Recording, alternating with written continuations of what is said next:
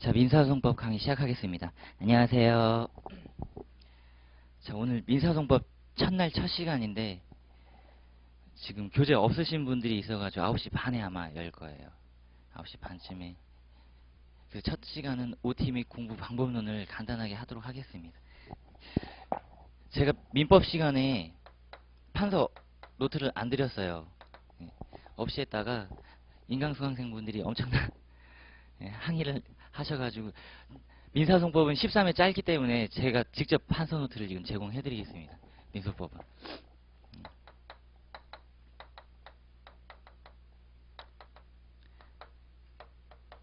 우리 수험생분들이 추가를 하셔야 돼요.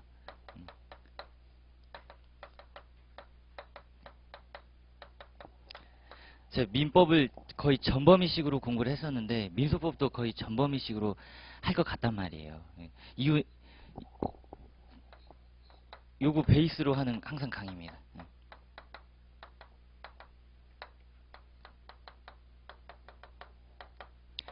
민법 기본으로 하는 민소법이 될 것 같아요. 결국 우리가 민법에서 공부를 우리 수험생분들이 다 하셨나요? 안 하신 분도 계실 수도 있어요. 이제 그거야 이제 우리 선생님에게 맡기는 거고, 만약에 민법 공부를 안 하셨다 지금부터 조금씩 무조건 하셔야 됩니다. 하셔야 돼요. 우리 민법에서 어떤 공부를 했었냐면 여기서는 이제 실체법 가지고 공부를 하셨어요. 이 실체법상 이제 분쟁이 터지면 이 분쟁 해결 절차가 이게 소송법입니다. 소송법. 그럼 소송법에서는 어떤 걸 해버리는 거냐면, 소가 과연 적법하냐. 소가 적법하냐. 이 문제가 너무 어려워요. 이 문제가. 소가 일단 적법하고 나야 우리 법관님 앞에서 그게 인용될 거냐, 기각될 거냐. 요걸 위주로 공부하거든요. 요걸 위주로 공부를 하는데, 민법에서는 이거 이미 결론 난 걸 공부하셨죠.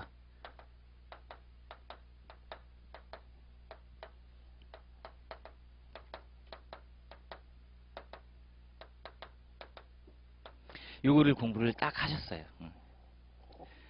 그러면은 민법에서 공부하신 예컨대 갑과 을 간의 매매 계약을 공부했으면 그때는 매도인, 매수인이겠죠.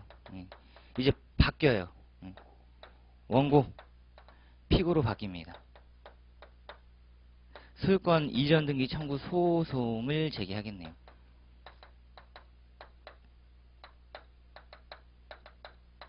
소유권 이전 등기 청구 소송을 제기하겠죠. 소유권 이전 등기 청구 소송이라 할 때 이 소유권 이전 등기 청구권이 요것도 있어요. 그리고 지금 매매라고 했기 때문에 채권적 청구권인 거고, 요것도 있을 수 있죠.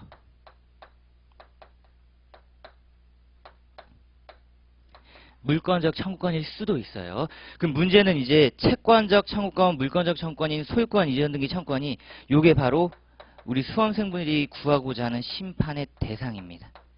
심판의 대상. 이걸 소송물이라고 해요. 소송물. 심판 대상. 근데 채권적 청구권으로 가면 이거 청구 원인이 매매라면 568조. 재산권 이전 의무, 그 다음에 569조. 이렇게 들어가는 거죠. 이게 청구 원인이에요. 청구 원인. 내가 구하고자 하는 거는 매매계약에 따른 소유권 이전 등기 청구권이다. 근데 요거 말고 이 친구가 매수를 하긴 했는데 나 점유취득시효 완성 20년 했다.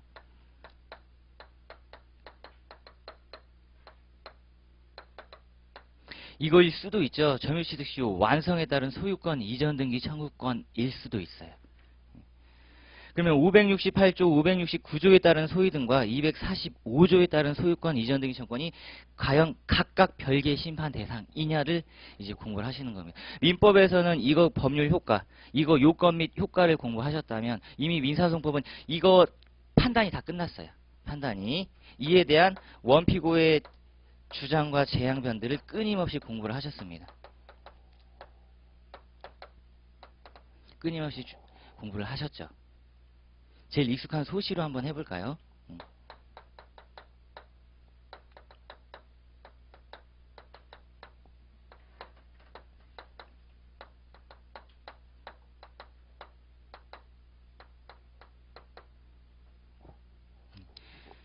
똑같네요. 갑이 을에게 가지고 있는 금전 채권 중에 대여금 채권이다.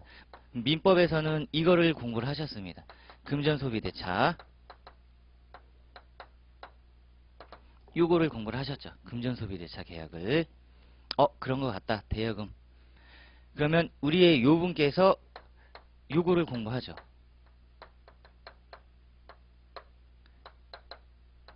소멸시효 항변을 공부하셨어요.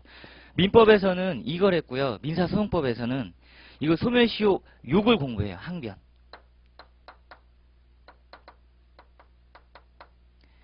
요걸 공부하십니다. 요걸. 그럼 대여금 채권이 이게 심판 대상인 거예요. 심판 대상. 자, 이거는 처분권주의라고 하는 겁니다. 네가 과연 처분하고자 하는 권리가 뭐냐? 처분하고자 하는 권리가 뭐냐? 요 두 가지를 중점적으로 이제 공부를 하실 거예요. 변론주의입니다. 변론주의. 그러면 어떤 게 들어가나요? 요분이 요거를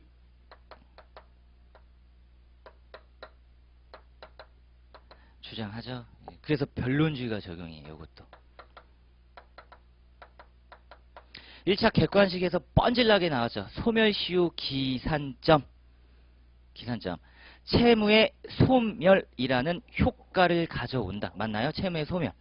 채무의 소멸 사유죠. 채무의 소멸을 가져오는 효과 법규의 주요 사실이라고 하는 거예요. 주요 사실. 그래서 소멸시효 완성 요건 보면 대상적격 금전채권입니다. 일반 채권 10년. 법률의 규정에 있죠. 법원이 알아서 직권으로 할 거고 과연 그거 언제부터 10년 요입당했느냐? 기산점에 대해서 적용되는 거예요. 기산점. 그럼 우리의 갑은 다시 한번 중단 재항변을 딱 하시는 거죠. 중단 재항변. 민소법도 그래서 요것만 나오면 참 좋겠는데 민소법은 이런 게 아니라요.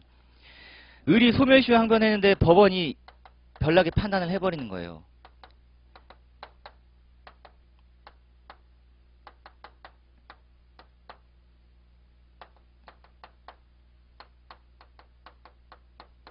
이렇게 때려버린 거죠. 을은 변제 주장을 한 적이 없는데 을이 예전에 변제한 것 같은데 가봐 어떡하지? 네 청구는 기각될 것 같아. 이게 과연 적법하냐를 공부하는 겁니다. 적법하냐. 뭔가 알듯 말듯 모를 듯 벙찌죠. 변론주의 위반이에요. 변론주의 위반. 변론주의 위반까지 가는 과정을 이제 우리 수험생분들이 공부를 하시겠죠. 똑같아요. 민법처럼 개념, 요건, 효과가 가듯이 이것도 변론주의의 개념, 그 변론주의의 적용, 요건, 그 위반 시 효과 이렇게 공부를 하게 되십니다. 민법 베이스가 계속 들어가실 거예요. 확장을 엄청나게 할 거기 때문에 제일 많이 들어가는 게 아마 요 놈이랑요. 요거 많이 들어갈 것 같아요. 우리 수험생들이 가장 익숙한 거. 요 세 가지. 그리고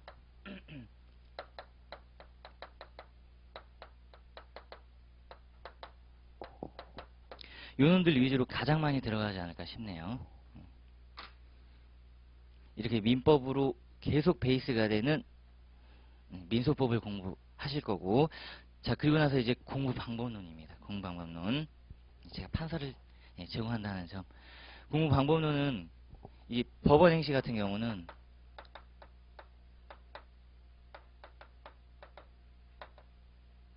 요게 나와요. 단문이 나옵니다. 단문이. 단문이. 요거 전에 이걸 먼저 할까요?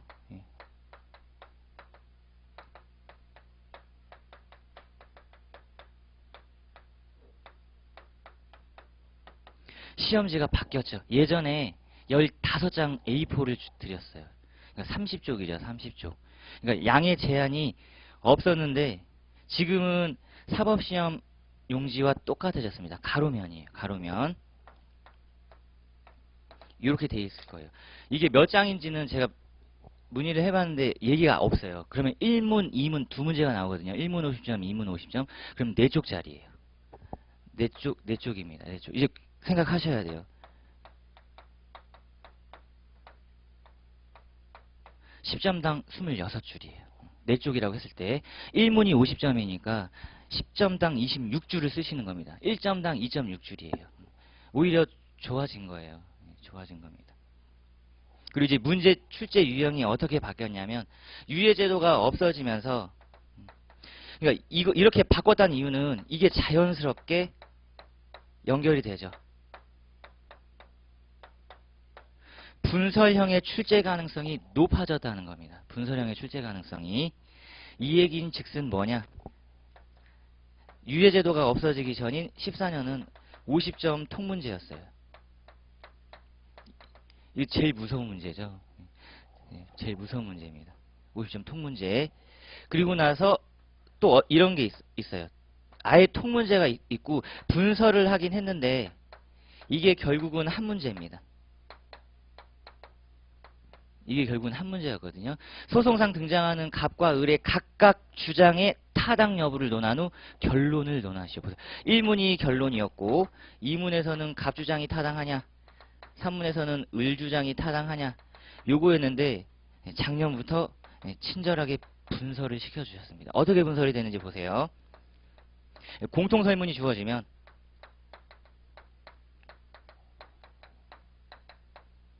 이게 각각 별개 쟁점이에요. 위와 차이점이 보이시죠? 유예제도가 없어지기 전까지는 한 문제 통으로 다 내서 그 안에서 문제를 분석했는데 이거는 이제 각각 별개 쟁점이라는 겁니다. 민법으로 치면 1문이 혼동, 2문이 채권자 대위권, 3문이 채권자 취소권이에요. 이거는 이렇게 가시는 게 맞아요. 이유인 즉슨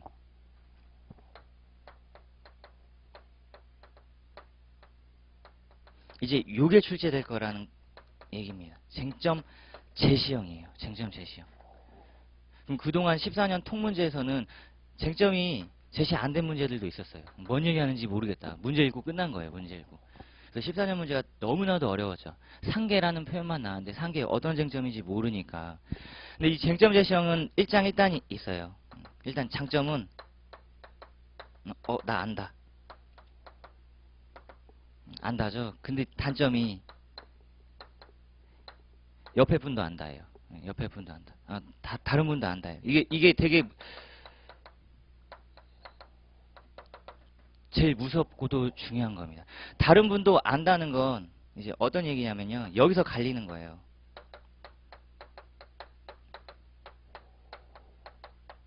여기서 갈려요. 알고 있는 내용을 딱 답안 현출 분량에 맞게 누가 더 깔끔하게 쓰냐의 문제로 이제 귀결이 돼버립니다. 제일 무서운 거죠. 작년 기준으로 한번 해볼까요? 작년 기준으로.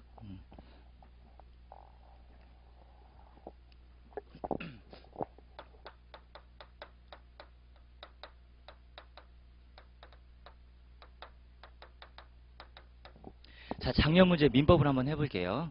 우리 수험생분이 알고 있는 판례인지 한번 보세요.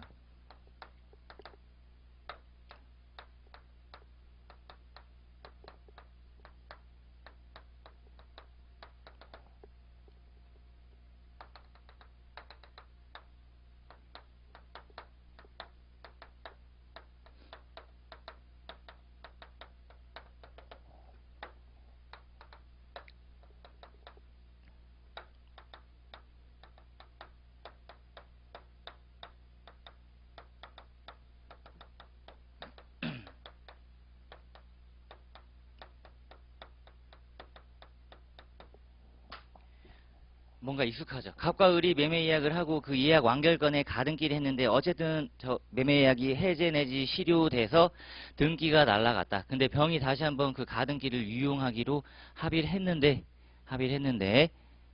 우리 병 유용 전 A가 목적물을 감유했단 말이에요. 이거 일단 무효등기 유용 나오셔야죠. 무효등기 유용이 딱 나오셔야 됩니다. 안 나와도 돼요. 안 나와도 돼요. 표정들이 무효등기 유용이 되게 낯선 것 같아요. 유용 합의 전 새로운 등기부상 이해관계인이 있으면 그 무효등기 유용을 가지고 A에게 대항할 수 없어요. 채권자에게 대항할 수 없어요. 근데 요 놈이 이렇게 들어갔어요.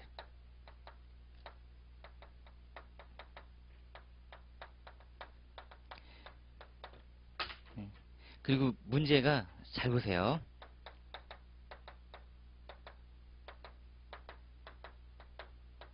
이렇게 나오고 15점짜리가 나왔단 말이에요. 이거 지금 다 주어진 거거든요. 설문 자체가. 채권자 대의 소송을 제기했으니까 결론은 아직 몰라요. 답안 작성 형식이 이렇게 나오는 겁니다. 논거. 그러면 채권자 대의 소송이니까 1번이 이게 자연스럽게 나오겠죠.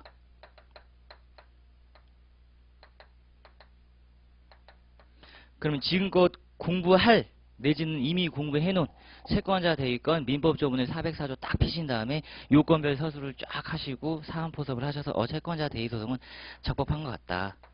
그럼 우리의 제3채무자 병께서 이제 항변을 하실 거란 말이에요. 1차 객관식에서 가장 많이 나오는 겁니다. 자, 제가 왜 지금 요 얘기를 하냐면 제3채무자의 항변은 오직 어디에 관련돼야 되냐면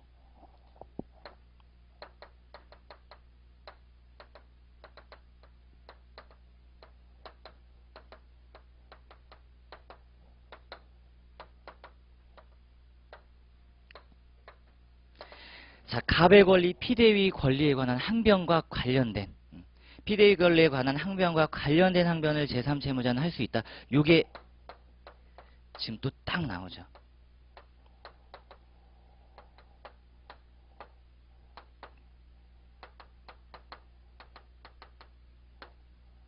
처분권주의예요. 이게 심판 대상으로 구하고자 하는 게 갑이 을에게 가지고 있는 권리입니다. 권리. 근데 이거는 우리가 민법 시간에도 많이 공부했죠. 아니 지금 갑의 권리를 왜 멋대로 제3자인 A가 행사하는 거지? A가 행사하는 거지? 명문의 규정이 있잖아요. 404조. 타인 권리를 행사할 수 있는 예외적인 명문 규정이 있는 거죠. 그래서 법정 소송 담당이라는 표현을 이제 민소법에서 공부를 하게 되시는 거예요. 민법 시간에는 법정 위임 관계라는 표현을 공부하셨으면 민사소송법에서는 법정 소송 담당이라는 표현을 공부를 하십니다. 민법 베이스가 계속 들어갈 거예요. 그러고 나서 제3채무자 항변권 일반 내용 써주시고 이제 관련 판례가 나오면 돼요.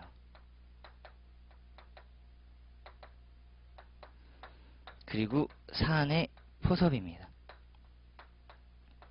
사안의 포섭. 잘 보세요. 일반론. 그 일반론에서 구체적으로 문제되는 구체적 쟁점. 그리고 사안 포섭이에요. 답안 형식은 계속 이렇게 들어가실 겁니다. 연습 많이 하실 거예요.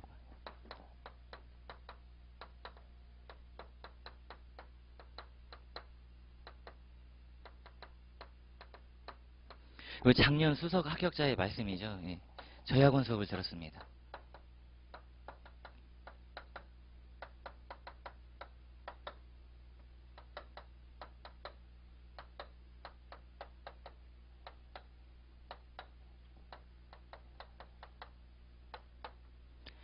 요거예요.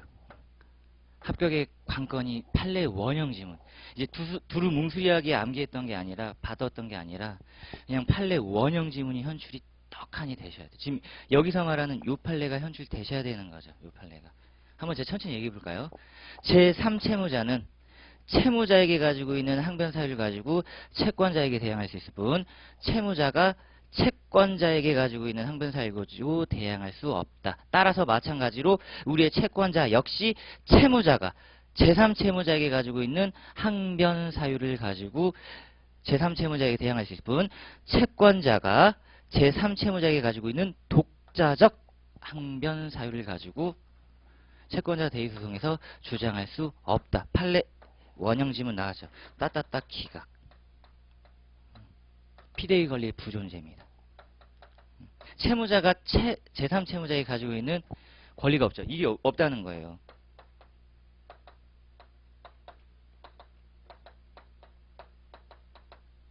그러면 이제 이런 답안을 쓸 때 똑똑하신 분들은 지금 이제 채권자 대의 소송 요건 한번 가볼까요?